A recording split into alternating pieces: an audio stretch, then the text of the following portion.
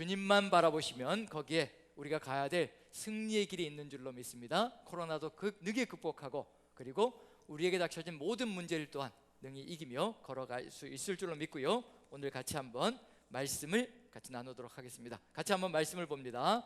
우리 요한계시록 1장 4절부터 8절까지고요. 그 다음에 21장 1절부터 7절까지의 말씀 두 군데를 봅니다.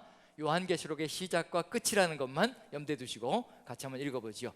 4절부터 1장 4절부터 8절까지 같이 한번 천천히 읽어봅니다. 같이 시작. 요한은 아시아에 있는 7 교회에 편지하노니 이제도 계시고 전에도 계셨고 장차 오실 이와 그의 보좌 앞에 있는 7 영과 또 충성된 증인으로 죽은 자들 가운데서 먼저 나시고 땅의 임금들의 머리가 되신 예수 그리스도로 말미암아 은혜와 평강이 너희에게 있기를 원하노라.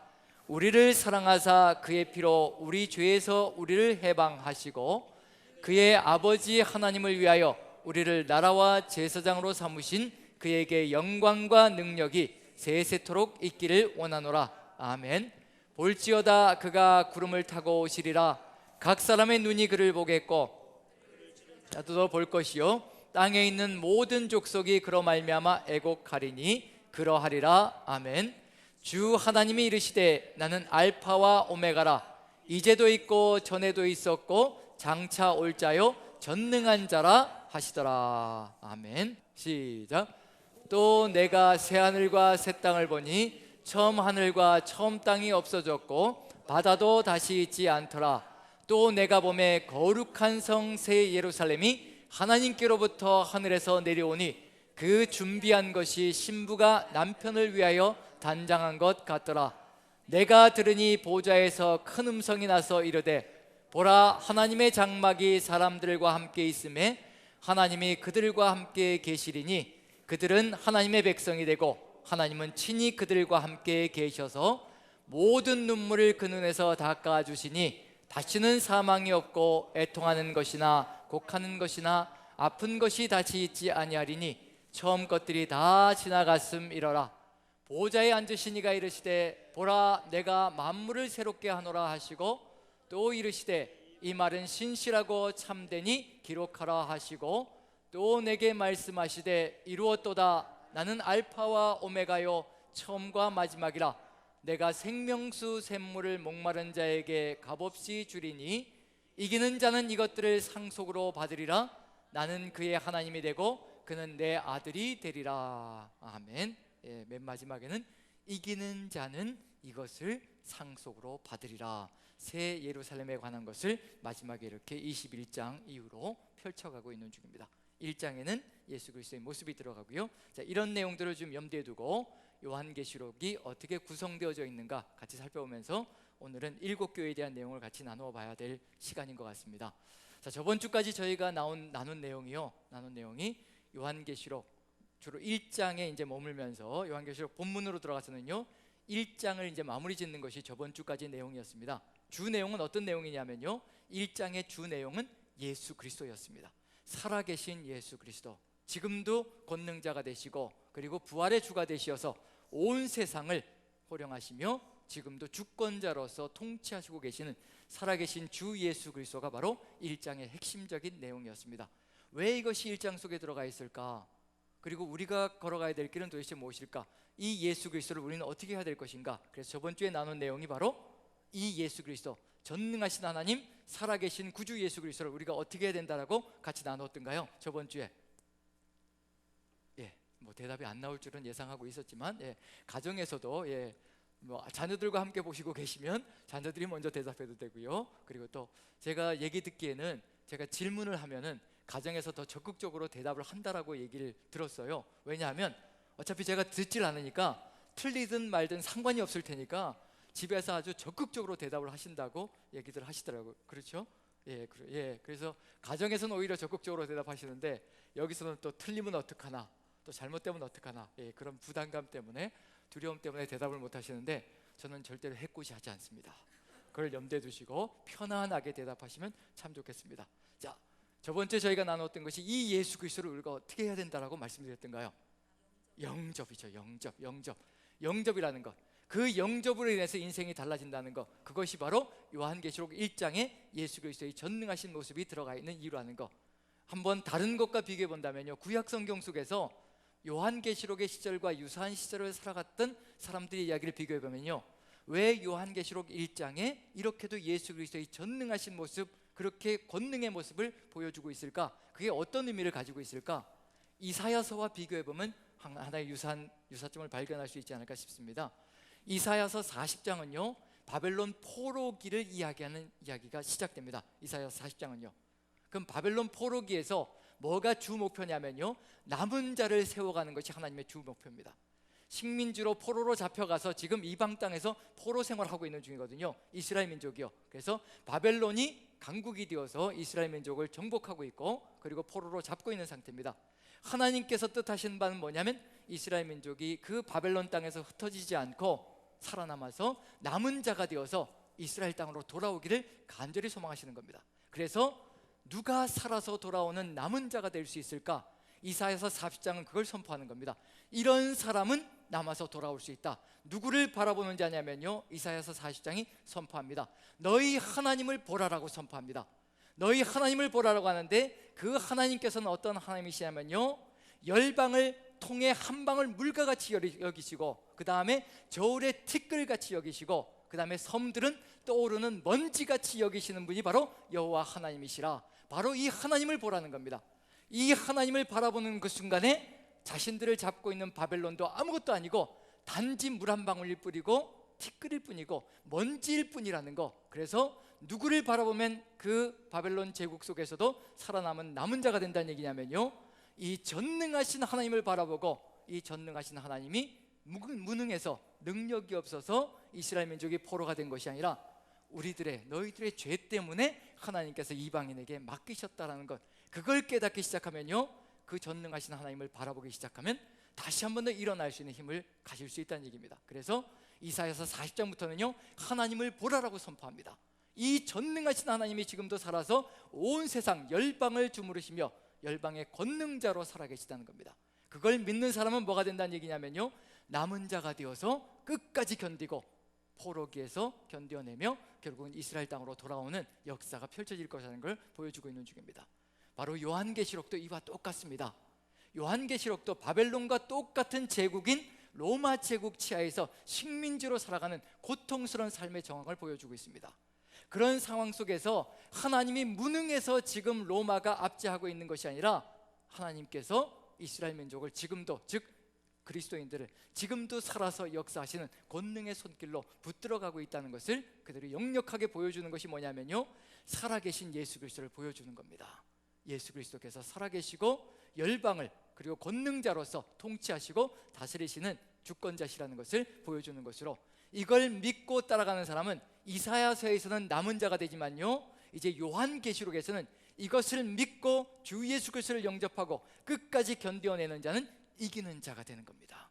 이기는 자가 될 때 21장의 7절을 보시면요, 이기는 자는 이것들을 상속으로 받으리라. 나는 그의 하나님이 되고 그는 내 아들이 되리라. 이러한 결론에 도달할 수 있다는 것을 보여주고 있는 중입니다. 그래서 1장이 무엇과도 같은 얘기냐면요, 생명과도 같은 내용인데, 이 예수 그리스도를 삶의 주인으로 영접하고 살아가는 자, 그 사람들이 바로 세상을 이기는 존재가 될 수 있을 것이라는 것, 그것을 염두에 두고 이제 나아가는 것이 바로 요한계시록의 시작이라는 겁니다.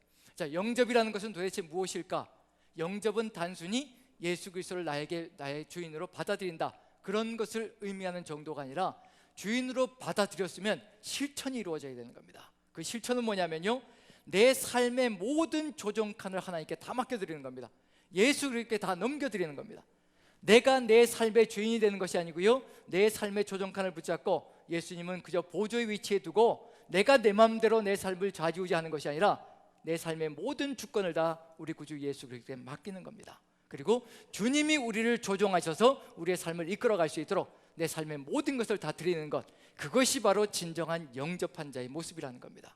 그래서 우리가 예수 그리스도를 우리의 구주로 영접했다는 얘기는 뭐냐면요, 내 삶의 모든 주권을 다 넘겨드리는 겁니다. 나의 계획도, 나의 생각도, 나의 주장도, 이 모든 것들이 누구의 뜻에 의해서 이루어져야 된다는 얘기냐면요, 예수 그리스도의 뜻에 의해서 움직여가는 것이 바로 영접한 자의 삶의 길이라는 거.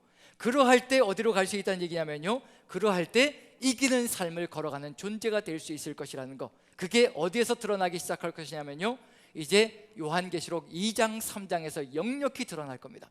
7교회 이야기가 등장하는데요, 이 7교회 이야기 속에서 7교회의 근본이 무엇이어야 될 것이며, 그 근본이 이것이 되어질 때 이제 결론에 이렇게 결론이 되어질 것이라. 그래서 요한계시록 2장 3장의 7교회의 이야기는요, 시작을 근본으로 시작을 해서요, 그 다음에 결론은 이렇게 결론이 나는 것이라. 그런데 그것이 무엇과 밀접한 연관이 있느냐면요, 바로 1장에 예수 그리스도를 진정한 우리의 구주로 영접했느냐 아니냐에 따라서 교회가 승패가 좌우되는 겁니다. 이기느냐 지느냐가 결판나는 겁니다.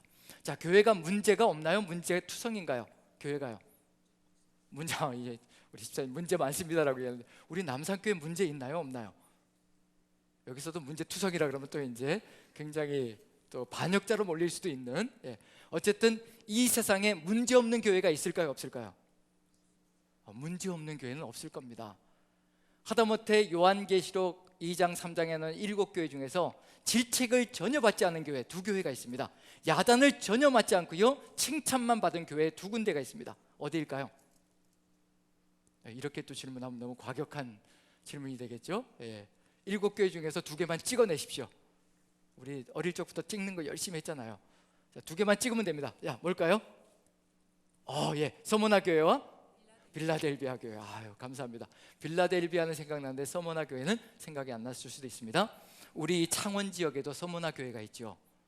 혹시 우리나라의 안에서 아니면 세계 교회 중에서 라오디게아 교회라고 이름 붙인 교회 보셨나요? 그런 교회 못 보셨죠? 문제투성인 교회 이름을 아무도 갖다 붙이지 않는 거죠. 서머나 교회가 있고 빌라델비아 교회는 상당히 많은데 라오디게아 교회는 전혀 없습니다. 이 세상 어디에도요. 그 얘기는 뭐냐면요, 칭찬만 들은 교회가 되고 싶다는 그런 의지가 그 안에 들어가 있다는 얘기가 되는 거죠. 그런데 이렇게 칭찬만 들었는데도 불구하고요, 아무 문제가 없기 때문에 칭찬을 들었느냐, 그게 아니란 얘기입니다. 칭찬만 들은 교회도 문제투성입니다. 한번 읽어보죠. 몇 절을 보느냐면요, 요한계시록 2장 9절 한번 보죠. 2장 9절, 서머나 교회입니다. 2장 9절, 서머나 교회 2장 9절 같이 읽습니다. 시작. 내가 내 환난과 궁핍을 알거니와 실상은 내가 부요한 자니라. 자칭 유대인이라 하는 자들의 비방도 알거니와 실상은 유대인이 아니요 사단의 회당이라. 여기서 내 환난과 궁핍을 안다라고 분명히 얘기하십니다. 그 얘기는 뭐냐면요, 어렵고 힘겨운 문제들이 산적해 있는 교회가 바로 서머나 교회라는 겁니다. 쉽지 않다는 얘기입니다. 분명히 어려움이 있고 고통이 있고 질곡이 있다는 얘기거든요. 그런데 이걸 잘 이겨냈다는 겁니다. 그래서 칭찬을 받는 겁니다. 빌라델비아 교회도 한번 보죠. 3장 8절입니다. 3장 8절 같이 한번 읽어보죠. 3장 8절 같이 시작. 볼지어다 내가 내 앞에 열린 문을 두었으되 능히 닫을 사람이 없으리라. 내가 내 행위를 아노니 내가 작은 능력을 가지고서도 내 말을 지키며 내 이름을 배반하지 아니하였도다. 다른 교회 같으면 벌써 배반하고 갈 수밖에 없는 상황이 펼쳐져 있는데 너희는 끝까지 배반하지 않았다는 겁니다. 그래서 칭찬을 받는 겁니다. 그럼 결국 무슨 얘기냐면요, 어려움과 힘겨움과 질곡들은 어느 교회든지 다 있다는 겁니다. 문제들은 다 가지고 있다는 얘기입니다. 그렇지만 그 문제되는 상황 속에서 어떻게 그 문제들을 다루며 이겨낼 것이냐에 따라서 달라지는 결론에 도달하는 얘기거든요. 그래서 서머나 교회와 빌라델비아 교회도 다른 5교회와 똑같이 문제들이 상당히 많이 있었음에도 불구하고, 어려움이 있었음에도 불구하고, 하지만 이 모든 어려움들을 주 예수 그리스도와 함께 잘 극복하는 그런 상황들을 통하여서 이렇게 칭찬받는 교회가 되었다는 거. 우리 남산교회도 문제가 많을 수 있습니다. 하지만 우리도 이 7교회에 하나님께서 예수 그리스도께서 주시는 그 삶의 길들, 이렇게만 하면 이기는 교회가 될 수 있을 것이라, 그 근본이 무엇인지 정확하게 깨닫고요, 그리고 그 길을 그대로 주시는 길대로 우리도 살아간다면 우리 남산교회도 이 땅 위에서 하나님께 칭찬받는 교회로 서나갈 수 있는 능히 그런 교회가 될 수 있을 것이라. 지금까지도 칭찬받았지만 앞으로도 더욱더 하나님께 크게 칭찬받는 교회로 서나갈 수 있는 존재가 될 수 있을 것이라. 그리고 또 우리 각자가 하나님의 교회라는 점에서요, 성령의 전이라는 점에서 우리 각자도 이 7교회에 주어지는 이 말씀들을 우리의 삶으로 잘 다듬어서 적용하며 걸어간다면 우리도 역시 마찬가지로 하나님의 아름다운 성전으로 서나가는 존재가 될 수 있을 것이라 확신할 수 있을 것 같습니다. 그래서 오늘은 무엇만 할 것이냐면요, 일곱 교회를 보면서요, 이제 일곱 교회에 주시는 바로 이와 같은 정체성의 적용만 이루어진다면 아름답게 문제들을 해결나가며 걸어갈 수 있을 것이라. 가장 첫 번째로 주어지는 내용이 무엇인가? 이것만 바르게 적용하며 걸어간다면 교회가 교회다워질 수 있을 것이라. 일곱 교회 똑같이 이제 하나씩 주어지는 것이 있습니다. 중요하게 주어지는 것이 무엇인가 그걸 살펴보면요, 지금 우리에게도 정말 필요한 것이 무엇인가를 분명히 알 수 있을 것입니다. 그래서 일곱 교회 내용 속에서요, 여기 정체성에 적용해서 일곱 교회에 주시는 그런 내용들을 보면서 일곱 교회가 어떻게 살아가면 될 것인가 그걸 먼저 살펴보고요, 이렇게 만약에 살아서 문제들을 바르게 해결하고 이기는 교회가 된다면 결론에 가서 어떤 결론에 도달할 것인지 그걸 살펴보면 우리도 우리의 미래상을 한번 기대해 볼 수 있는 그런 길이 열려지지 않을까 생각을 해봅니다. 그래서 에베소 교회부터 한번 시작을 해봅니다. 에베소 교회, 자 2장 1절을 봅니다. 2장 1절. 에베소 교회가 문제를 해결하고 승리하는 길로 갈 수 있는 비결, 그게 2장 1절 첫 번째 절에 주어져 있습니다. 같이 한번 읽습니다. 2장 1절 같이 시작. 에베소 교회의 사자에게 편지하라. 오른손에 있는 일곱 뼈를 붙잡고 일곱 금촛대 사이를 거니시는 이가 이르시되. 자 이제 적어봅니다. 2장 1절 뭐라고 되어 있나요? 이게 바로 에베소 교회가 승리할 수 있는 비결이 들어가 있는 절이거든요. 각 교회마다 첫 번째 절에서 이걸 주는 겁니다. 이렇게만 해라, 이 길을 걸어가라, 이렇게만 따라가라, 그러면 승리하는 길이 될 것이라. 그걸 열어주시는 겁니다. 자 2장 1절을 제가 다시 한번 읽어보면요, 에베소 교회의 사자에게 편지하라. 오른손에 있는 일곱 뼈를 붙잡고 일곱 금촛대 사이를 거니시는 이가 이르시되. 오른손에 뭘 잡고 있다고요? 오른손에 일곱 뼈를 붙잡고 그 다음에 또 일곱 촛대 사이에 거니시는 이, 일곱 촛대 사이를 거니시는 이. 자, 이 내용이 들어가 있습니다. 이게 어디에 있는 내용일까요? 어디에 있는 내용일까요? 1장? 1장 몇 절이죠? 20절 한번 읽어봅니다. 1장 20절 같이 한번 읽어보죠. 시작. 내가 본 것은 내 오른손에 일곱 뼈의 비밀과 또 일곱 금촛대라. 일곱 뼈는 일곱 교회의 사자요 일곱 촛대는 일곱 교회니라. 자, 그 다음에 여기서 20절에는 일곱 촛대와 일곱 별이 있는데 거니시는 것, 그 촛대 사이에 거니시는 것은 어디에 나와 있을까요? 그것도 이제 한번 찾아봐야 되겠죠. 분명히 답은 1장에 있을 겁니다. 1장 13절, 그렇죠. 1장 13절 같이 한번 읽어봅니다. 같이 시작. 촛대 사이에 인자 같은 이가 발에 끌리는 옷을 입고 가슴에 금띠를 띠고 있다는 얘기를 듣고 있습니다. 그래서 1장 13절과 20절에 이 내용이 들어가 있습니다. 그럼 지금 에베소 교회의 문제, 에베소 교회가 문제를 가지고 있는데 그 문제를 해결할 수 있는 길은 어디에 있다는 얘기인가요? 누구를 바라봐야 된다는 얘기인가요? 예수 그리스도에 있는데 특별히 1장에 나와 있는 예수 그리스도의 모습 중에서 이 모습을 살펴봐야 된다라고 기록하고 있습니다. 각 교회마다 다 다릅니다. 각 교회마다 가지고 있는 문제들이 다 다르듯이요, 예수 그리스도의 모습까지도 다 다르게 하나씩 적용되어집니다. 그 얘기는 뭐냐면요, 요 내용을 에베소 교회가 붙들고 간다면, 예수 그리스도의 이 모습을 붙들고 간다면 에베소 교회는 문제를 해결해 나갈 수 있는 길로 갈 수 있을 것이라. 지금 에베소 교회의 문제가 뭐냐면요, 사랑이 식어가고, 지금 사랑이 식어가기 때문에 예수님께서 하시고자 하시는 일이 있습니다. 그걸 보면 바로 이분이 어떤 분이라는 걸 정확하게 알면 이걸 극복해 나갈 수 있다는 얘기가 되는 거죠. 몇 절을 보시느냐면요, 2장 4절 5절 한번 봅니다. 4절 5절. 예수님께서 지금 에베소 교회에 이렇게 하시려고 작정하시고 계시는 중입니다. 2장 4절 5절 같이 한번 읽어봅니다. 같이 시작. 그러나 너를 책망할 것이 있나니 너의 처음 사랑을 버렸느니라.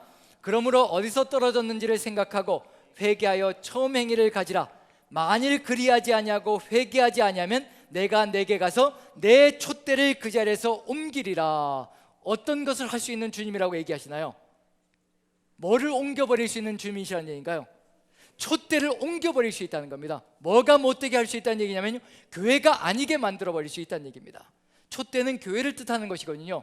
교회의 의미와 뜻을 다 상실되게 만들어 버릴 수 있다는 얘기입니다. 지금 에베소 교회가 그 길을 가고 있는 중이거든요. 사랑을 잃어버리고 지금 교회의 본질을 잃어버리고 가고 있는 중이거든요. 사랑을 잃어버리고 나니까 주 예수 그리스도의 본질이 무엇인지요 깨닫지 못하고 살아가고 있는 중입니다. 예수님이 그 촛대를 옮겨버릴 수 있는 존재라는 것을 깨달아야 된다는 얘기입니다. 그래야 지금 그 자리에서 회개하고 돌이켜서 이 예수 그리스도를 붙들고 주님이 바로 우리의 촛대이시라는 것을 붙들고 주님의 뜻을 받들어서 걸어갈 수 있는 존재가 될 수 있을 것이라는 것. 지금 에베소 교회에 가르쳐 주시는 것은 뭐냐면요, 촛대가 옮겨질 수 있는 위기 상황이라는 것, 즉 교회의 역할로서 모든 본질이 다 끊어져 버릴 수 있는 안타까운 역사가 지금 벌어지고 있다는 것을 보여주고 있는 중입니다. 그 촛대를 좌지우지하시는 분은 누구시냐는 얘기냐면요, 바로 예수 그리스도가 바로 그 중심이시고 본질이시라는 것을 보여주고 있는 중입니다. 그 본질을 어떻게 하라는 얘기인가요? 본질을 회복하라는 의미가 들어가 있습니다. 회복할 때, 회복하면 이제 그 다음에 뭘 약속해야 될까요? 만약에 이러한 예수 그리스도의 모습을 보고, 예수 그리스도의 모습을 보고요, 본질을 깨달아서 이기면 이런 일이 벌어질 것이라. 몇 절을 보느냐면요, 7절 보시죠. 7절 같이 읽습니다. 시작. 귀 있는 자는 성령이 교회들에게 하시는 말씀을 들을지어다. 이기는 그에게는 내가 하나님의 낙원에 있는 생명나무의 열매를 주어 먹게 하리라. 이기는 자에게는. 이렇게 예수 그리스도의 이 모습을 에베소 교회가 회복한다면요, 예수 그리스도의 모습을 회복한다면요, 어떤 교회가 될 수 있을 것이라는 얘기냐면요, 반드시 이기는 교회가 된다는 겁니다. 예수 그리스도가 촛대의 주인이시라는 것을 깨닫고 우리가 지금 주님의 본질이신 그 사랑으로 돌아가서 다시 또 회복되어진다면 이제 이기는 교회가 될 수 있을 것이고요, 이기는 교회가 되면 어떻게 된다는 얘기인가요? 낙원에 뭘 주시겠다고요? 생명나무를 먹게 해주실 것이라. 그럼 이제 이 생명나무는 어디에 등장할까요? 창세기. 이제 우리가 또 주일 오전에 또 창세기 강의를 하니까 또 창세기. 지금 우리는 어디 강의 설교를 하고 있죠? 요한계시록이죠. 그럼 어디에서 답을 찾아야 될까요? 그렇죠, 바로 그겁니다. 계시록에서 답을 찾아야 하는 겁니다. 계시록에서. 지금 여기서는 그걸 얘기하고 있는 중이거든요. 자, 그럼 이제 힌트를 드립니다. 자, 여기서 정체성을 바르게 깨닫기 위해서는 반드시 어디로 돌아가야 되냐면요, 잃어버린 곳으로 돌아가야 되는 겁니다. 바로 1장으로 돌아가야 되는 겁니다. 여기에 이 내용들은 저보다 뭐가 될 것이냐면요, 1장에서 예수 그리스도의 정체성을 잃어버렸기 때문에 교회가 무너지는 겁니다. 문제투성이가 되는 겁니다. 그래서 본질을 회복하기 위해서는 누구를 만나야 되냐면요, 다시 또 예수 그리스도께로 돌아가서 주님을 붙들어야 된다는 얘기입니다. 그래서 항상 여기에 이 정체성은 어디로 돌아가게 만들 것이냐면요, 1장으로 돌아가서 주님을 붙들라라고 얘기할 겁니다. 이렇게 주님을 붙들어서 이기면 결국 어디에 도달할 수 있다는 얘기인가요? 요한계시록이 어디에 도달할 수 있을까요? 창세기로 끊임없이 왜 이렇게 창세기 쪽으로 자꾸 이렇게. 자, 요한계시록 오늘 본문에서 21장에서 읽었잖아요. 21장 1절부터 7절까지 7절 보니까 이기는 자에게는 이렇게 나오잖아요. 그럼 이 낙원에 있는 생명나무를 먹게 해줄 것이라, 그건 어디에서 찾아낼 수 있을까요? 요한계시록의 결론 부분에 가면 답이 나오겠죠. 결론 부분에 한번 몇 절을 보시냐면요, 22장 1절 2절 한번 보죠. 22장 1절 2절 22절. 자, 같이 읽습니다. 시작.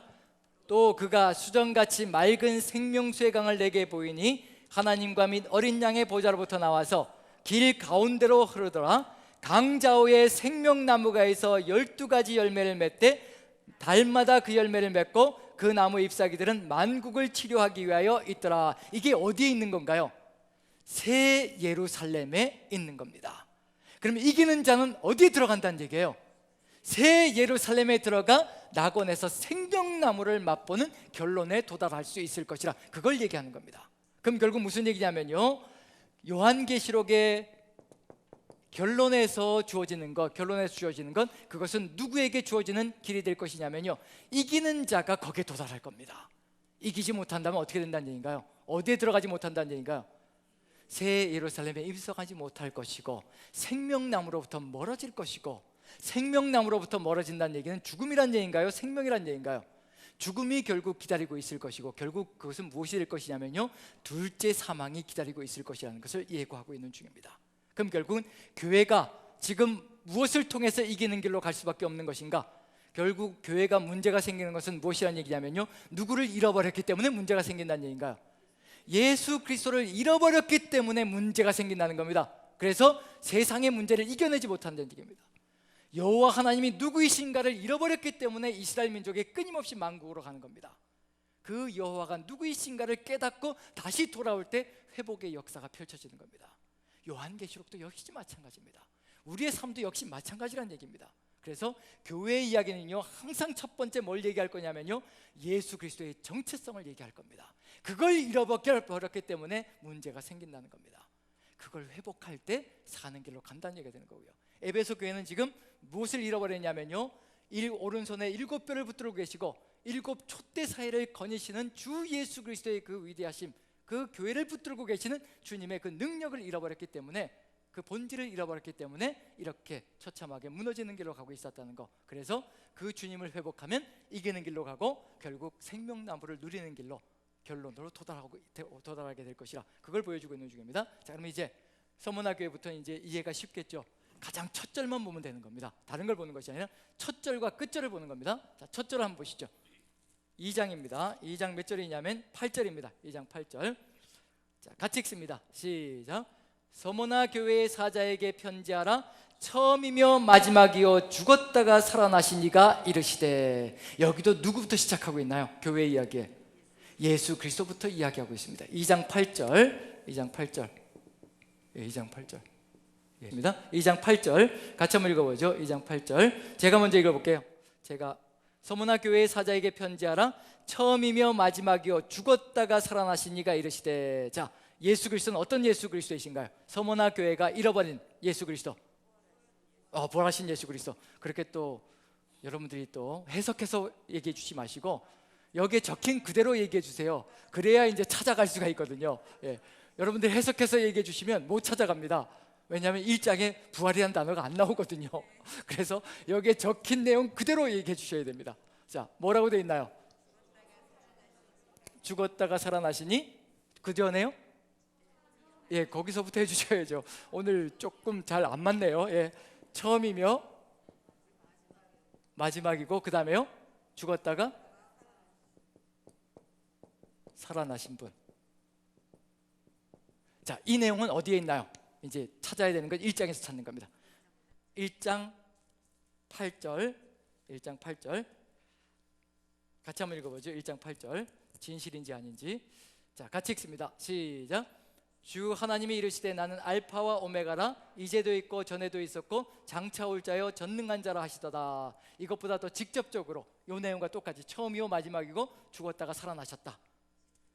그렇죠. 17, 18절. 그렇죠. 더 직접적인 내용이 그대로 들어가 있죠. 17, 18절 같이 읽습니다. 17, 18 같이 시작.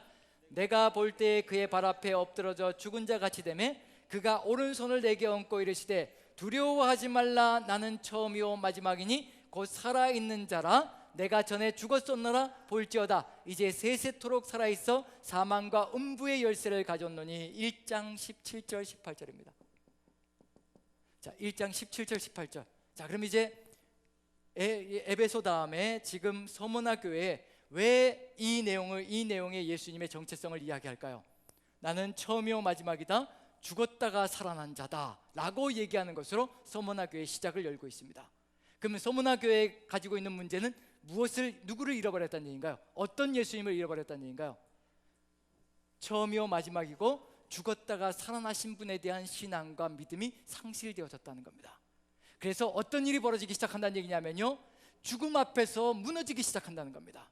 죽음이 기다리고 있는 핍박 앞에서, 박해 앞에서 무릎을 꿇고요 손을 들고 예수 그리스도를 부인하는 역사가 펼쳐지기 시작합니다. 그래서 서문화 교회에 뭐라고 얘기하냐면요, 죽도록 충성하라고 얘기하는 겁니다. 죽기까지 충성하라는 겁니다. 절대 죽지 않는다는 겁니다. 설사 육신은 죽일지라도 영혼은 절대 죽일 수 없는 존재들을 두려워하지 말라는 겁니다. 예수 그리스도가 누구시란 얘기냐면요, 죽었다가 다시 살아나신 부활의 주라는 겁니다. 설사 우리가 육신으로 죽임을 당할지라도 절대 영원히 죽지 않는다는 겁니다. 그러니 두려워하지 말라는 겁니다. 죽도록 충성하라는 얘기입니다. 죽기까지 충성하라는 얘기입니다. 같이 한번 읽어보죠. 몇 절이냐면요, 2장 10절에 봅니다. 10절 같이 같이 읽습니다. 시작. 너는 장차 받을 고난을 두려워하지 말라. 볼지어다 마귀가 장차 너희 가운데서 몇 사람을 옥에 던져 시험을 받게 하리니 너희가 10일 동안 환난을 받으리라. 내가 죽도록 충성하라. 그리하면 내가 생명의 간을 내게 주리라. 고난을 두려워하지 말라는 겁니다. 이 고난은 어디까지 가는 고난이냐면요, 죽음의 위협까지 가는 고난이라는 겁니다. 거기에 무릎 꿇고 두 손 들고 포기하는 사람들이 너무도 많았던 것이 바로 서문화 교회의 모습입니다. 누구를 잃어버렸기 때문에 두 손을 들고 포기하느냐면요, 바로 처음이요 마지막이고 죽었다가 살아나신 예수 그리스도를 잃어버린 그런 신앙으로 인하여서 결국 무릎을 꿇게 된다는 겁니다. 만약에 우리에게도 지금 이 순간에 죽었다가 살아나신 부활의 주에 대한요, 이번 주일이 부활주일인데 정말 주님이 살아서 역사하시며 부활하셨다는 것을 우리가 가슴 깊이 새기고 그것을 믿고 확신하면요, 우리 안에 부활 생명이 있다면요, 우리도 역시 마찬가지로 죽음 따위는 두려워하지 않는 존재가 될 수 있을 겁니다. 그래서 위기 상황 속에서도 무릎 꿇지 않는 존재가 될 수 있을 거라는 얘기거든요. 그런 것들을 염두에 두고 서문화 교회에 충성하라고, 죽도록 충성하라고. 이 죽도록 충성하라는 얘기는 뭐냐면, 우리가 보통 얘기할 때 죽도록 충성하라는 직분자들을 세워놓고 이제 설교할 때 하는 말이죠. 죽기까지, 아주 입에 단련할 때까지 충성하라고 할 때 쓰는 표현인데, 서문화 교회에 이 죽도록 충성하라는 그 정도의 의미가 들어가 있는 것이 아니고요, 목숨을 내어놓기까지, 순교하기까지 충성하라는 얘기가 들어가 있는 겁니다. 그럼 결국은 그 정도의 핍박이 지금 눈앞에 있다는 것을 분명히 알 수가 있다는 얘기가 되는 거죠. 그럼 누구를 회복할 때요? 계시록 1장에 나와 있는 바로 죽었다가 살아나신 분이신, 부활하신 생명이신 예수 그리스도를 회복하면, 그 믿음을 확신 있게 회복하면요, 이제 서문화 교회는 승리하는 길로 갈 수 있다는 것을 보여주고 있는 중입니다. 그 예수 그리스도를 회복하라는 얘기입니다. 그러할 때 이제 약속이 주어지죠. 이제 어디로 가는 약속일까요? 마지막 결론으로 가는 약속이 주어지겠죠. 이기는 자에게. 한번 읽어봅니다. 11절입니다. 11절 같이 읽습니다. 시작. 귀 있는 자는 성령이 교회들에게 하시는 말씀을 들을지어다. 이기는 자는 둘째 사망의 해를 받지 아니하리라. 이기는 자는 어떤 해를 받지 않는다고요? 둘째 사망,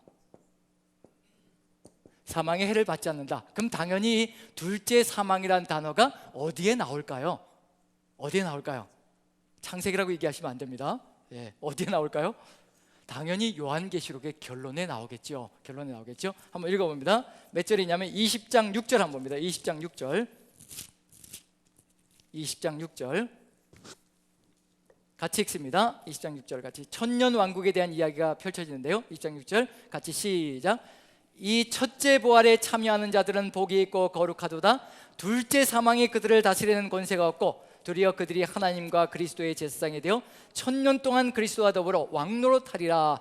순교자들이 비록 육체적으로 죽어서 첫째 사망은 그들을 지배했을지 모르겠지만요, 둘째 사망은 절대 그들을 지배할 수 없다는 겁니다. 영원한 생명은 아무도 빼앗아갈 수 없다는 것을 분명히 요한계시록의 결론에서 보여주고 있는 중입니다.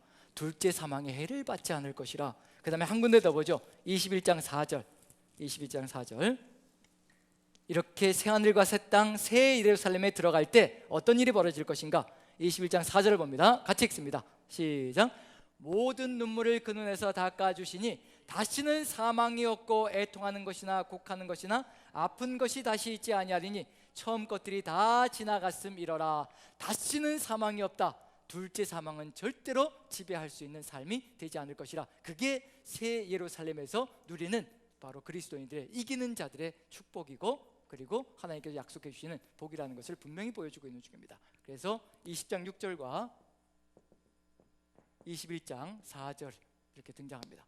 그럼 결국은 이 구도만 봐도, 이제 두 번째만 가도 알 수 있는 게 뭐냐면요, 무엇이 생명처럼 소중하게 중요하다는 것을 보여주고 있는 중이냐면요, 바로 1장에 나와 있는 예수님의 정체성이 교회의 승패를 가름한다는 겁니다. 교회가 서느냐 무너지느냐의 승패가 바로 어디에 있느냐면요, 예수 그리스도의 이 정체성을 가슴에 새기고 있느냐, 삶으로 따라가느냐 아니냐에 따라서 사느냐 죽느냐가 판가름 나고요, 그 예수 그리스도를 잃어버릴 때 여기에서 결국 세례를 살면서 제외되는 안타까운 역사가 펼쳐질 거고요, 둘째 사망으로 모든 것이 끝장날 것이고요. 하지만 예수 그리스도의 정체성을 회복하여 이기는 길로 간다면 새 예루살렘에서 정말 하나님의 뜻을 받드는 그런 회복 공동체가 되어서 하나님과 함께 영원한 생명을 누리는 존재가 될 수 있을 것이라는 것, 그것이 7개 전체를 향해서 보여주고 있는 내용입니다. 이기는 길은 뭐밖에 없는지 하면요, 우리가 예수 그리스도를 붙드는 것밖에 이기는 길이 없습니다. 다른 길은 없습니다. 정말 이 세상에 다른 길이 있다면요, 그건 다른 종교를 찾아가도 된다는 얘기입니다. 하지만 예수 그리스도를 붙드는 것 이외에는 그 어디에도 해답이 없다는 것이 분명히 결론적으로 보여지고 있는 중입니다. 자, 그럼 이제 그 다음에 버가모 교회를 한번 가봅니다. 버가모 교회 몇 절이냐면요, 12절, 2장 12절입니다. 2장 12절. 버가모 교회가 잃어버린 것이 도대체 무엇인가? 이걸 잃어버렸기 때문에 교회의 문제투성이가 되는 겁니다. 2장 12절 같이 읽습니다. 시작. 버가모 교회의 사자에게 편지하라. 좌우에 날선검을 가지시니가 이르시되, 뭐라고 되어 있나요? 좌우에 날선검을 가지셨다. 2장 12절, 좌우에 날선검을 가지셨다. 그럼 어디에서 찾아야 되죠? 좌우의 날선검 어디에 나올까요? 1장에 당연히 있겠죠. 그럼 1장 몇 절인가요? 좌우의 날선검 1장 16절입니다. 같이 한번 읽어봅니다. 1장 16절 같이 시작. 그의 오른손에 7별이 있고 그의 입에서 좌우에 날선검이 나오고 그 얼굴은 해가 힘있게 비치는 것 같더라. 어디에서 좌우에 날선검이 나온다고요? 입에서. 누구의 입에서요? 예수님의 입에서 좌우에 날선검이 나온다. 그럼 이게 뭘까요? 세상을 잘라내는 뭘까요? 크게요. 좀 방금 잘 얘기해 주셨습니다. 크게요. 말씀. 그렇죠. 예수님의 입에서 좌우에 날선검이 나온다. 그러면 예수님의 입에서 나오는 말씀으로 뭘 이겨낼 것인가? 세상에 잘못되어진 교훈들, 이단적인 교훈들을 다 끊어내지 못하면요, 언제 어느 때 무너질지 모른다는 겁니다. 지금 버가모 교회가 그런 위기 상황 속에 처해 있는 중입니다. 교훈들이 잡다하게 난무하고 있습니다. 세상의 교훈들이 난무하고 있다는 얘기거든요. 근데 그것을 예수 그리스도의 검과 같은 말씀으로 잘라내지 못하면요, 이 교회는 무너지게 되어 있습니다. 우리도 역시 마찬가지거든요. 그래서 버가모 교회 한번 봅니다.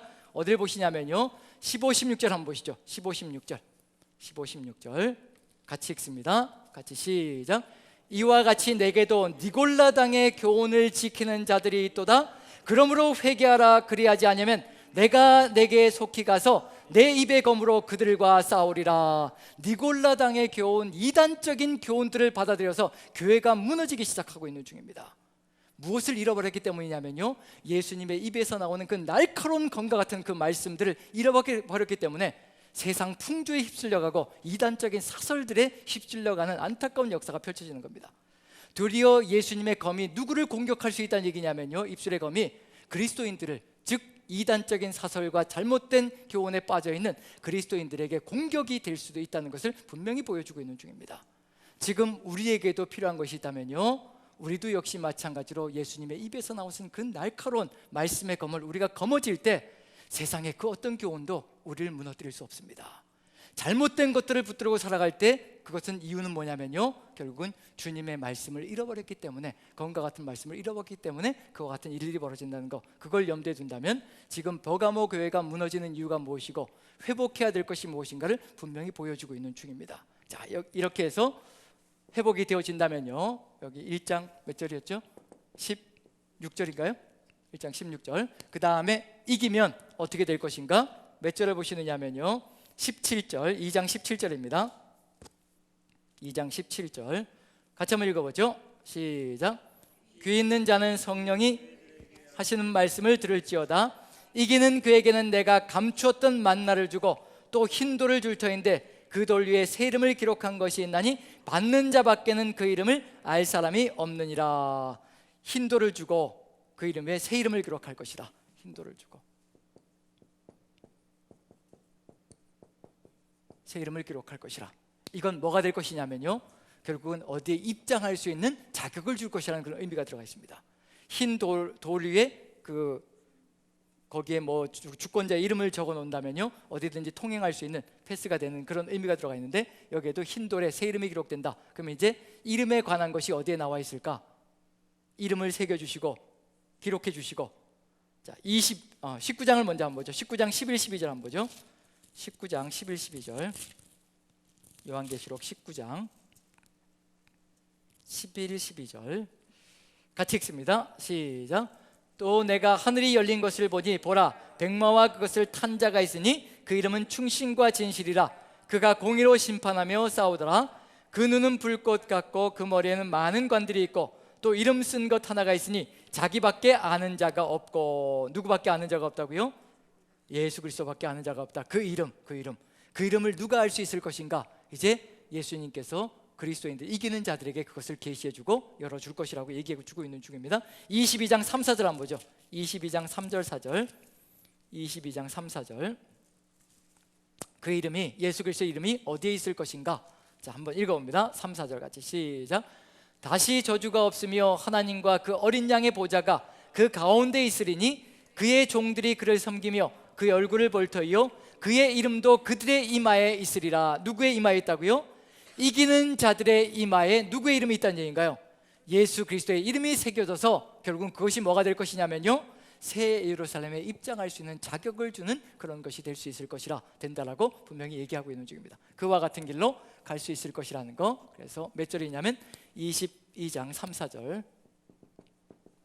이렇게 주어져 있고요. 그리고 이제 두아디라 교회를 한번 들어가 봅니다. 두아디라 교회 18절입니다. 2장 18절 같이 한번 읽어보죠. 두아디라 교회가 잃어버린 것이 도대체 무엇인지, 어떤 예수님의 모습인지 한번 봅니다. 같이 읽습니다. 시작. 두아디라 교회의 사자에게 편지하라. 그 눈이 불꽃 같고 그 발이 빛난 주석과 같은 하나님의 아들이 이르시되. 뭐라고 되어 있나요? 1장 18절 2장 18절 그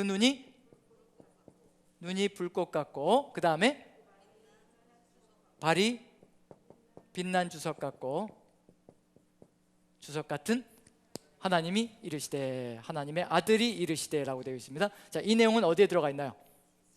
예, 1장 14, 15절 1장 14, 15절 한번 읽어볼까요? 자, 같이 한번 읽어보겠습니다. 1장 14, 15절 같이 시작. 그의 머리에 털의 희기가 흰 양털 같고 눈 같으며 그의 눈은 불꽃 같고 그의 발은 풀무불에 단련한 빛난 주석 같고 그의 음성은 많은 물소리와 같고. 자, 눈은 불꽃 같다. 어떤 의미일까요? 왜 두아디라 교회에는 예수님께서 눈이 불꽃 같다라고 얘기하고 있는 중일까요? 지금 무엇을 잃어가고 있는 중일까요? 두아디라 교회가 예, 성령을 잃어가고 계세요. 성령은 이제 또 다음 교회, 예, 다음 교회 4대 교회 7명이 또 등장하거든요. 그래서 그때로 조금 미루기로 하고요. 예, 성급하셨습니다. 예, 미루기로 하고 여기서 눈이 불꽃 같다. 눈이 불꽃 같다는 얘기는 어디까지 속속들이 다 볼 수 있다는 얘기인가요? 사람의 속에 숨겨진 것까지 다 속속들이, 겉으로는 드러나지 않지만 속이 잘못되어져 있는 그런 모습들까지 다 드러난다. 그럼 두아디라 교회가 바로 23절을 보시면요, 23절 같이 읽습니다. 22절 23절 보죠. 22절 23절 같이 시작. 볼지어다 내가 그를 침상에 던질 터이요 또 그와 더불어 간음하는 자들도 만일 그의 행위를 회개하지 아니하면 큰 환난 가운데 던지고 또 내가 사망으로 그의 자녀를 죽이리니 모든 교회가 나는 사람의 뜻과 마음을 살피는 자인 줄 알지라. 내가 너희 각 사람의 행위대로 갚아주리라. 사람은 속일 수 있고 사람에게는 모든 것을 감출 수 있을지 모르겠지만요, 주님께서는 불꽃 같은 눈동자로 사람의 속에 있는 모든 뜻까지도 하는 행동들까지도 다 샅샅이 살펴서 아신다는 것을 분명히 보여주고 있는 중입니다. 숨겨질 것이 없다는 것을, 바로 우리 주님 앞에서는 숨겨질 것이 없다는 것을 깨닫고, 그리고 자신들의 우상 숭배라든가 음행을 낱낱이 회개하고 나아가지 않는다면 결국은 죽음의 길로 갈 것이라는 것을 분명히 보여주고 있는 중입니다. 그래서 1장 14, 15절이 들어가 있고요, 이와 같이 이 예수 그리스도의 정체성을 회복해서 다시 또 이기는 길로 간다면 어떤 일이 벌어질 것인가? 몇 절을 보느냐면요, 28절 29절 한번 보죠. 28, 29 같이 읽습니다. 28, 29 같이 시작. 내가 또 그에게 새벽별을 주리라. 귀 있는 자는 성령이 교회들에게 하시는 말씀을 들을지어다. 뭘 주시겠다고요? 새벽별을 주리라. 이 새벽별은 누구일까요? 그렇죠, 예수 그리스도께서 내가 너희와 함께 할 것이고 내가 너희의 주인이 될 것이라, 그런 의미가 들어가겠죠. 그럼 이 새벽별이라는 단어 어디에 나올까요? 어디에 지금 찾으시면 곤란하고요, 그냥 어디쯤에 나옵니다. 그냥 요한계시록에 어디쯤 결론에 나오겠죠. 이렇게 지금 뭐 1절부터 찾아가려면, 그렇죠? 어디에 나오죠?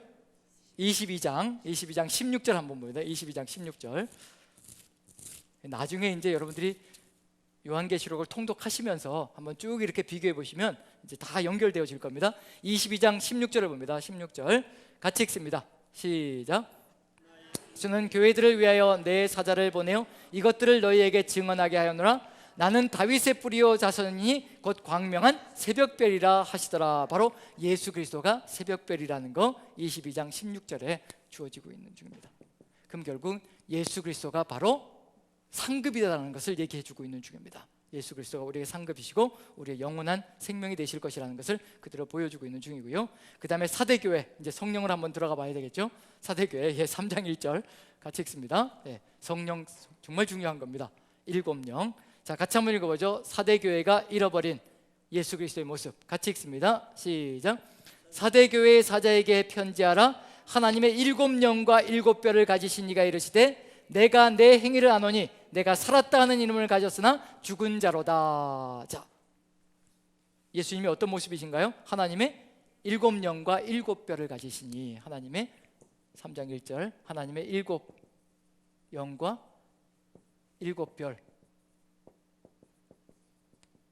가지시니 7영과 7뼈를 가지시니, 7영이라는 거니까 성령의 무엇이 상실되어진 교회라는 얘기인가요? 성령의 권능과 능력이 상실되어진 교회라는 것을 분명히 알 수 있습니다. 자, 1장 어디에 나올까요?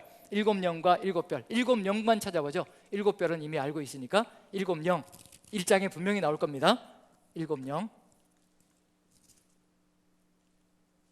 이런 거라도 좀 빨리빨리 해주시면 진도를 빨리 나가서 대구로 빨리 돌아가실 수 있습니다.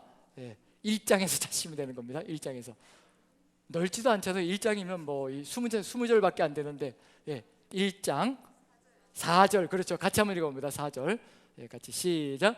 요한은 아시아에 있는 7교회에 편지하노니 이제도 계시고 전에도 계셨고 장차 오실 이와 그의 보좌 앞에 있는 7영과. 그래서 예수 그리스도가 곧 뭐라는 얘기냐면요, 7영이시다. 왜 7영일까요? 왜 7영?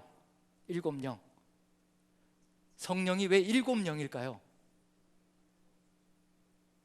7이라는 숫자가 온 천하에 있는 모든 교회를 다 상징합니다. 7이라는 숫자가 완전 숫자잖아요. 그런 점에서 성령의 역사는 모든 교회, 온 인류, 이 온 지구상에 있는 모든 교회에 다 충만하게 역사하실 수 있는 능력의 영이시라는 것을 보여주기 위해서 요한계시록은 특별히 7영이라고 지칭을 합니다. 7교회이기 때문에 7영이라는 얘기거든요. 왜냐하면 7교회에 충만하게 역사하실 수 있는 능력의 주라는 것을 그대로 얘기하고 있는 중입니다. 그런 점에서 지금 여기 1장 4절에 있었던 모습인데요, 지금 사대교회가 잃어버린 예수 그리스도의 모습은 바로 성령의 능력이라는 것. 그러다 보니까 지금 여기서 보면 3장 몇 절이냐면요, 여기 1절 3장 1절 1절 여기 보시면 1절을 제가 다시 한번 읽어보면요, 사대교회의 사자에게 편지하라. 하나님의 7영과 7뼈를 가지신 이가 이르시되 내가 내 행위를 아노니 살았다 하는 이름을 가졌으나 죽은 자로다. 뭐라는 얘기가, 뭐가 없다는 얘기예요? 생명력, 성령의 생명력 자체, 즉 능력 자체가 상실되어진 교회라는 것을 분명히 보여주고 있는 중입니다. 그런 점에서 너는 일깨어 그 남은 바 죽게 된 것을 굳건하게 하라. 내가 하나님 앞에서 내 행위에 온전한 것을 찾지 못하였노니. 그래서 3절을 같이 한번 읽습니다. 3절 같이 시작. 그러므로 내가 어떻게 받았으며 어떻게 들었는지 생각하고 지켜 회개하라. 만일 일깨지 아니하면 내가 도둑같이 이르리니 어느 때에 내게 이르는지 내가 알지 못하리라. 어떻게 받았으며 어떻게 들었는지. 자, 여기서 어떻게 받았는지, 요한복음 20장에는요 예수님께서 부활하신 다음에 제자들에게 오신 다음에, 같은 요한 문서입니다. 요한복음이나 그 다음에 요한 1, 2, 3서나 요한계시록은 같은 요한 공동체 안에서 형성되어진 문서라는 얘기거든요. 같은 의미를 가지고 있는 내용들이 상당히 연결고리를 가지고 있습니다. 부활하신 예수님께서 요한복음 20장에서 제자들에게 오셔서 숨을 내쉬며 가라사대 성령을 받으라라고 명령하십니다. 그 얘기는 뭐냐면 성령을 받는 것이 누구의 사명이냐면요, 제자들의 사명 속에, 그리스도인의 사명 속에 들어가 있는데, 지금 여기서 어떻게 받았는지 기억하라는 겁니다. 그때 이미 부활하신 주님께서 성령을 쏟아부어 주시지 않으셨느냐라고 지금 얘기하고 있는 중이고요, 거기에 덧붙여서 어떻게 들었는지 생각하라는 겁니다. 여기서 요한계시록 2장 3장에 각 교회들마다 뭐라고 되어 있나요? 귀 있는 자는 성령이 교회들에게 하시는 말씀을 들을지어다. 누구의 말씀을 들으라는 얘기인가요? 성령이 하시는 말씀을 들어야 사는 길로 간다는 것을 분명히 얘기하고 있습니다. 어떻게 받았는지 어떻게 들었는지를 정확하게 인식하고 깨달아야 다시 한 번 더 성령과 함께하는 삶을 살아갈 수 있는 길을 열어갈 수 있다는 것을 지금 사대교회에 얘기하고 있는 중입니다. 거기에 덧붙여서요, 만약에 이렇게 해서 이 예수 그리스도의 정체성을 회복해서, 일곱 영이신 예수 그리스도의 정체성을 회복해서 이 주님과 함께 이기며 나아간다면 결국 결론은 어떻게 될 것인가? 몇 절을 보느냐면요, 여기 5절을 한번 봅니다. 5절, 3장 5절입니다. 3장 5절 같이 읽습니다. 시작. 이기는 자는 이와 같이 흰 옷을 입을 것이요 내가 그 이름을 생명책에서 결코 지우지 아니하고 그의 이름을 내 아버지 앞과 그의 천사들 앞에서 시인하리라. 흰 옷을 입고 흰 옷을 입을 것이고요, 거기에 덧붙여서 어디에 기록될 것이라고요? 생명책. 그럼 이 생명책이라는 단어는 또 어디에 나올까요? 이제는 좀 대답하실 수 있겠죠? 5번째까지 왔으니까 이제는 뭐 어디에 나온다고요? 계시록의 결론 부분에서 나올 것이다. 예, 당연히 그렇게 이제 나오면 되는 겁니다. 자, 몇 절을 보느냐면요, 자, 20장 12절 한번 보죠. 20장 12절. 20장 12절 같이 읽습니다. 같이 시작. 또 내가 보니 죽은 자들이 큰 자나 작은 자나 그 보좌 앞에 서 있는데 책들이 펴 있고 또 다른 책이 펴졌으니 곧 생명책이라. 죽은 자들이 자기 행위를 따라 책들에 기록된 대로 심판을 받으니. 이 생명책에 심판으로 가는 길이 아니라 바로 생명으로 가는 길로 열려지는 것이 바로 이긴 자들의 삶 속에 주어지는 마지막 축복이고 하나님께서 주시는 선물이라는 것을 보여주고 있는 중입니다. 그 다음에 한 군데 더 보죠. 22장 14절 보시면요, 무엇을 입을 것인가? 22장 14절 같이 한번 읽어보죠. 시작. 자기 두루마기를 빠는 자들은 복이 있으니 이는 그들이 생명나무에 나가며 문들을 통하여 성에 들어갈 권세를 받으려 함이로다. 두루마기를 빨아서 흰옷이 되게 한 사람들, 그 사람들은 바로 이와 같이 새 예루살렘에서 생명나무의 열매를 누리는 길로 갈 것이라고 분명히 약속해 주시고 계시는 중입니다. 그래서 크게는 22장 14절, 12절 14절. 자, 이제 두 군데 교회가 남았는데 빌라델비아 교회. 자, 몇 절이냐면 3장 7절입니다. 3장 7절. 자, 같이 한번 읽어보죠. 3장 7절. 어떤 예수님의 모습인지 같이 시작. 빌라델비아 교회의 사자에게 편지하라. 거룩하고 진실하사 다윗의 열쇠를 가지시니 곧 열면 닫을 사람이 없고 닫으면 열 사람이 없는 그가 이르시되. 뭘 가지고 계신 예수님이시라고요? 다윗의 열쇠. 다윗의 열쇠. 열쇠인데 어떻게 된다라고 얘기하고 있나요? 다윗의 열쇠인데 열면 닫을 사람이 없고 그 다음에 닫으면 열 사람이 없다라고 되어 있습니다. 그럼 결국 이 열쇠만 가지면 천하무적이 된다는 그런 의미까지도 포함되어 있는 거죠. 자, 다윗의 열쇠. 열쇠 어디에 나올까요? 열쇠. 열쇠라는 단어. 예, 1장 몇 절이죠? 1장 18절 같이 한번 읽어봅니다. 1장 18절 같이 시작. 곧 살아있는 자라 내가 전에 죽었었노라 볼지어다 이제 세세토록 살아있어 사망과 음부의 열쇠를 가졌노니. 뭘 가졌다고요?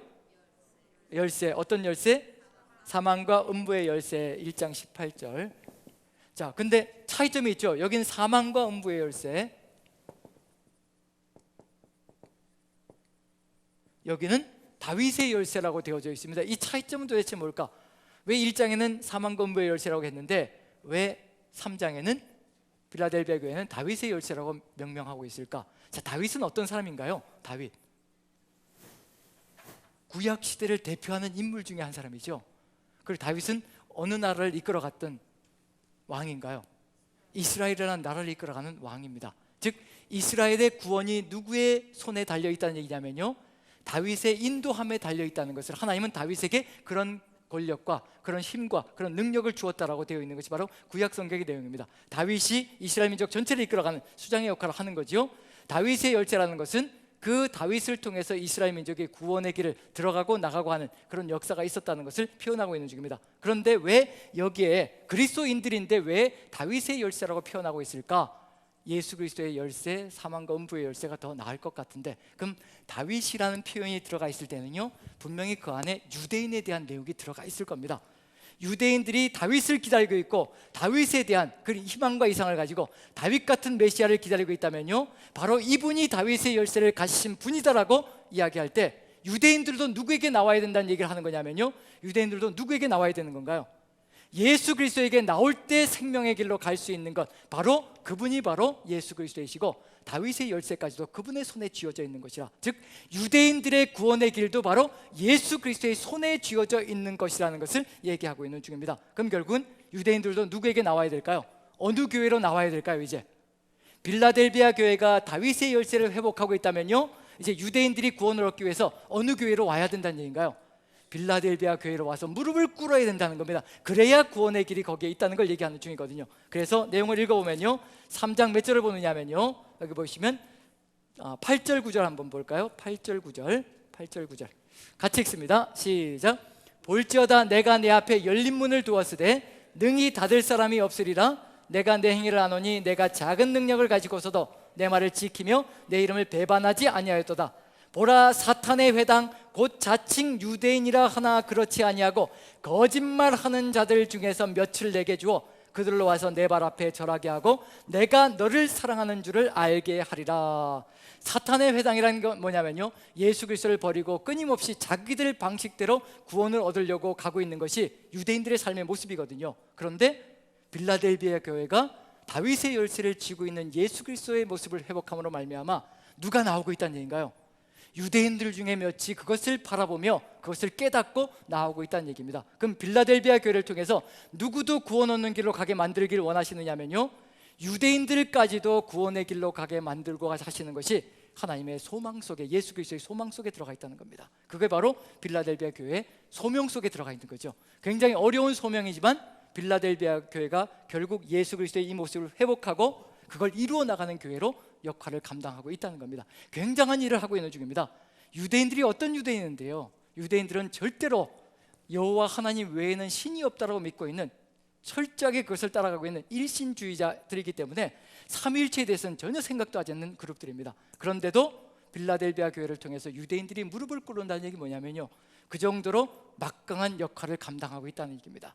작은 능력임에도 불구하고 그런 역할을 감당한다는 것이 얼마나 소중한 일인가. 뭐만 하면 된다는 얘기냐면요, 예수 그리스도의 모습을 회복해 놓고 우리가 예수 그리스도의 본질을 우리의 삶으로 만들어 놓는다면요, 그런 일들이 우리의 삶 속에서도 벌어질 수 있다는 것을 그대로 보여주고 있는 중입니다. 우리가 그 길로 걸어간다면 이제 승리의 길이 있겠죠. 결국은 이렇게 해서요, 그 다음에 이기는 길로 간다면 마지막에 보시면요, 이제 빌라델비아 교회 3장 12절 한번 보죠. 3장 12절 마지막 절입니다. 3장 12절 12, 13절 같이 읽습니다. 시작.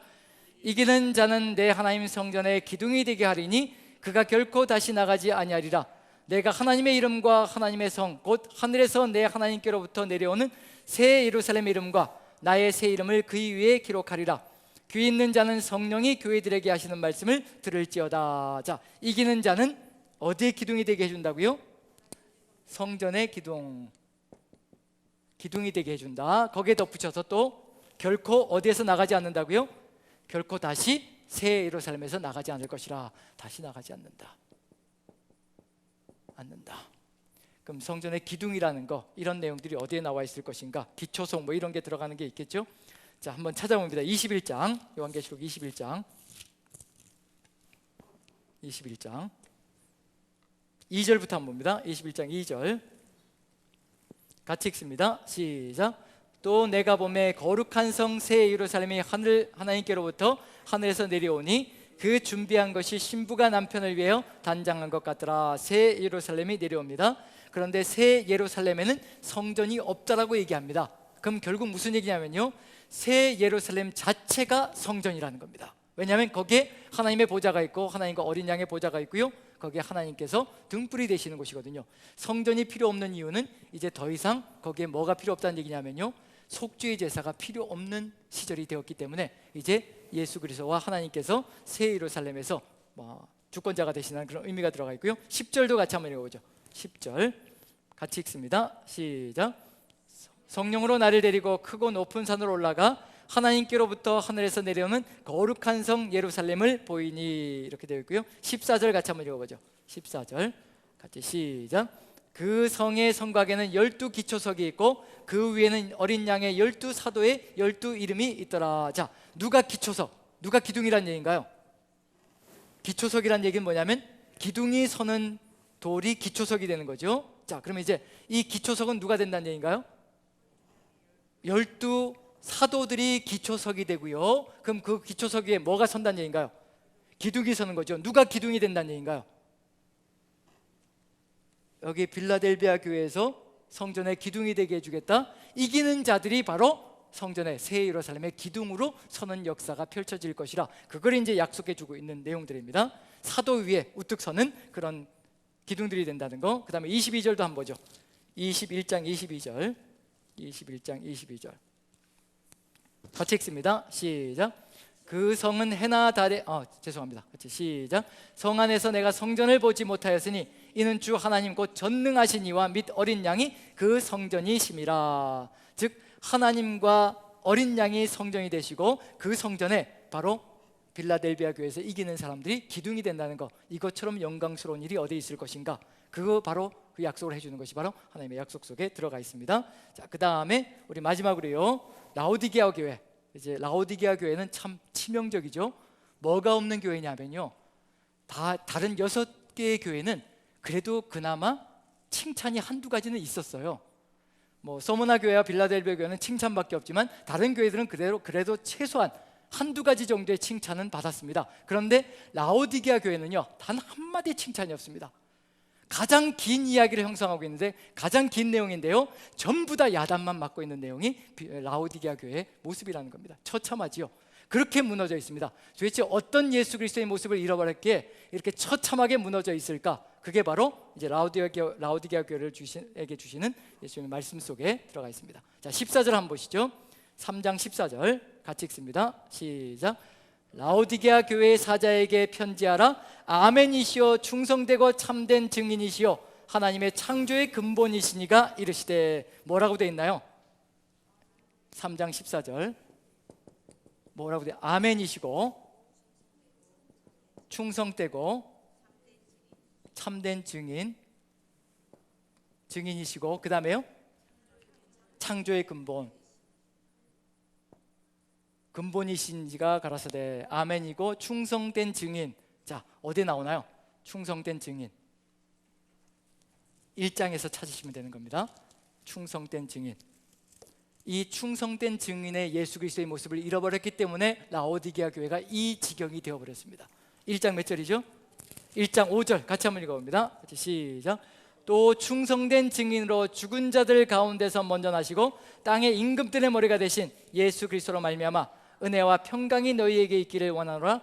우리를 사랑하사 그의 피로 우리 죄에서 우리를 해방하시고. 충성된 증인의 모습 아멘이시고, 무엇이든지 하나님의 말씀에 아멘으로 화답하시며 모든 것을 다 순종으로 이루어내신 충성된 증인이 바로 예수 그리스도의 모습입니다.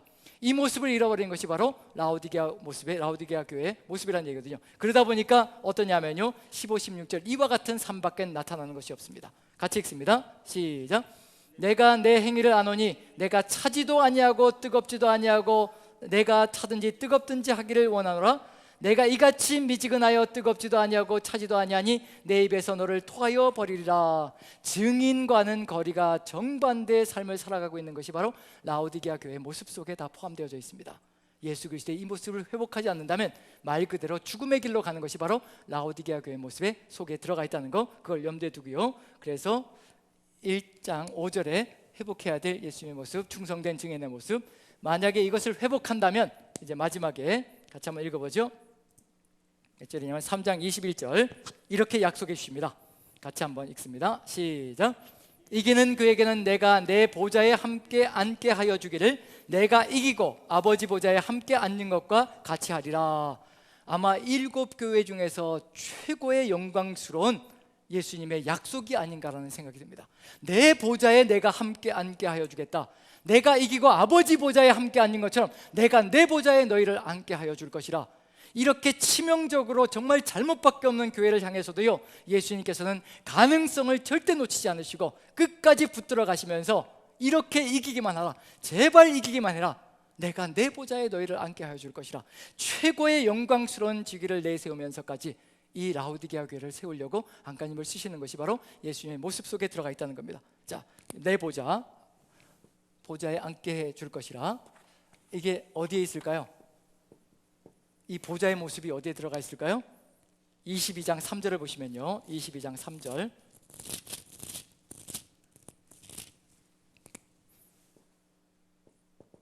22장 3절. 자, 같이 한번 읽어볼까요? 같이 시작. 하나님과 그 어린 양의 보좌가 그 가운데 있으리니 그의 종들이 그를 섬기며 그의 얼굴을 볼 터이요 그의 이름도 그들의 이마에 있으리라. 하나님과 그 어린 양의 보좌가 그 가운데 있다. 심지어 그 가운데 있는 그 보좌에 누구를 앉게 해주겠다고요? 가장 치명적으로 잘못된 삶을 살아가고 있는 라오디게아 교회 성도들을 향해서 이기기만 해라, 여기에 앉혀주는 영광까지도 너희에게 내가 양보할 수 있을 것이라 라고 약속해 주는 것이 바로 우리 예수 그리스도의 마음속에 들어가 있는 겁니다. 이기기만 하라는 겁니다. 제발 이기기만 해라. 그리하면 이와 같은 길로 가게 하여 줄 것이라. 그게 바로 주님의 마음속에 들어가 있다는 것을 염두에 둔다면 이 교회들을 향해서 주시는 이 말씀들 속에 우리가 이제 회복해야 될 것이 무엇인가, 지금 무엇을 회복해야 이와 같은 결론에 우리가 도달할 수 있는 그런 영광스러운 삶을 살아갈 것인가, 멀리 있는 것이 아니라 누구를 회복해야 된다는 얘기인가요? 바로 우리가 잃어가고 있는 세상을 바라보고 코로나를 바라보고 세상의 어려움들을 바라보면서 끊임없이 우리가 세상 속에 파묻혀 살아가다가 결국 잃어버리는 것이 뭐밖에 없느냐면요, 바로 살아계신 예수님의 지금의 정체성을 잃어버리는 그 순간에 교회도 역시 무너져가기 시작한다는 것을 염두에 두고, 바로 7교회를 향해 주시는 첫 번째 말씀들이 다 뭐냐면요, 바로 이런 예수님의 모습을 잃어버렸기 때문에 바로 이와 같이 무너지는 것이라. 그러니 이와 같은 예수 그리스도의 본질을, 정체성을 다시 한번 회복해서 이기는 교회로 나가는 것이 바로 하나님께서 뜻하신 것이고, 바로 7교회를 향해 주시는 하나님의 뜻이라는 것이 분명히 들어가 있습니다. 우리도 지금 우리 스스로를 돌아보면서요, 나는 지금 예수 그리스도의 어떤 모습을 잃어가고 있는 중인가, 잃어버린 삶을 살아가고 있는 중인가. 이 7교회의 모습, 만약에 우리 남산교회가 이 7교회에 주신 이 말씀들 이 전체를 다 회복해 나간다면요, 어떤 교회가 될 것인가 한번 생각해 보십시오. 천하무적의 교회가 될 것입니다. 어느 누구도 감당할 수 없는, 세상의 사단도 감당할 수 없는 천하무적의 모든 것을 이기는 그런 교회로 우뚝 서서 이 세상을 하나님의 땅으로 바꿔가는 그런 존재가 될 겁니다.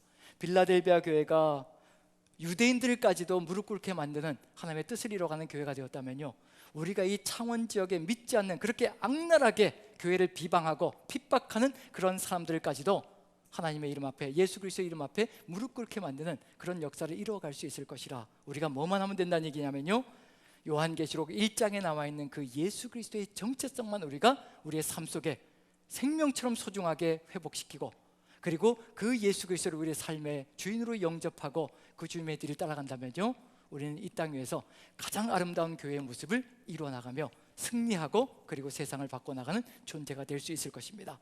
여러분들 모두가 이 예수 그리스도의 모습을 회복하여서 영접하고 주인으로 그리고 삼아 예수 그리스도의 뜻을 이루어가는 그런 교회로 서나가심으로 승리하시고 이기시는 여러분들 삶이 되시기를 축원합니다. 기도하겠습니다.